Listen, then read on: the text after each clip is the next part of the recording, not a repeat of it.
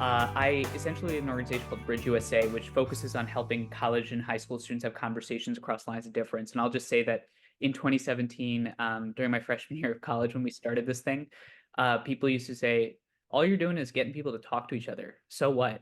Now people are like, you're getting people to talk to each other? Thank God. Where have they been? Simon Sinek, who some of us I'm sure have heard of, talks a lot about the what, the how, and the why. And when I first heard this, my immediate reaction was, why does somebody care about why? And now I can't stop emphasizing the power of why.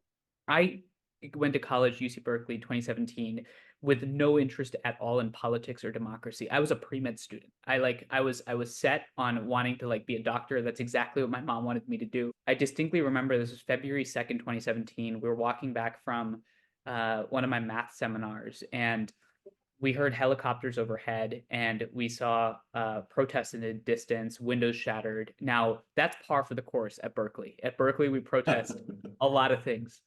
So that wasn't the interesting part. What was interesting was I distinctly remember walking past one of our cafes, and it said CNN, UC Berkeley students protest free speech. And the film crew that was filming that was standing right next to me. And that was like the breaking of the fourth wall, where suddenly I went from feeling like a spectator in our democracy to a participant.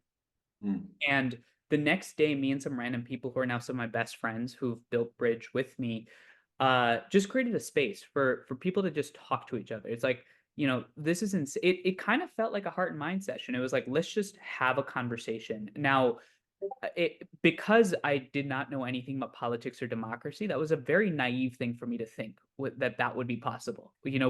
With people that had just violently protested each other, how is that possible? We get into this room, and I start thinking I'm like, how are we going to open this up? Because these people are ready to fight each other. They're here. Does it sound familiar to what's happening in campuses today? And it felt like this is an existential zero sum identity based conflict with zero chance of resolution. And then one of my good friends had the brilliant idea. He's like, what if we just started sharing personal stories? So we just started talking about our person, the vulnerability behind each other. Forget the complexity of our politics and all of that. The fact that Maury has his own ideas and own beliefs and own stories for why he thinks who he is, or the fact that Manu has a sister, or you have a mom, or you have a dad, humanizing people. And man, that changed everything. And from that moment on, I found my why. And my why was the answer to the conflicts that I've seen between my parents, the conflicts that I've seen between societies, between politicians, between funders, between countries. It all comes back to this core fact that oftentimes we deeply misunderstand each other's intentions. Mm. It's not that we necessarily have malicious intentions, it's that we have no idea why the other person believes what they believe. And my why became wanting to create spaces across society for that to happen for both my generation and now the politicians, celebrities, etc. So that was my why.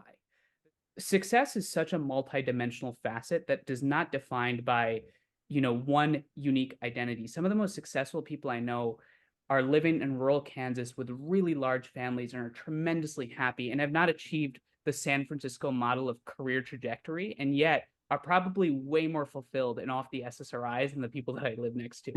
Or some of the most successful people I've seen are people in my village in India that are profoundly happy because their existence is all about what's around them and has very little to do with the broader world. And for me, success means trying to impact the world.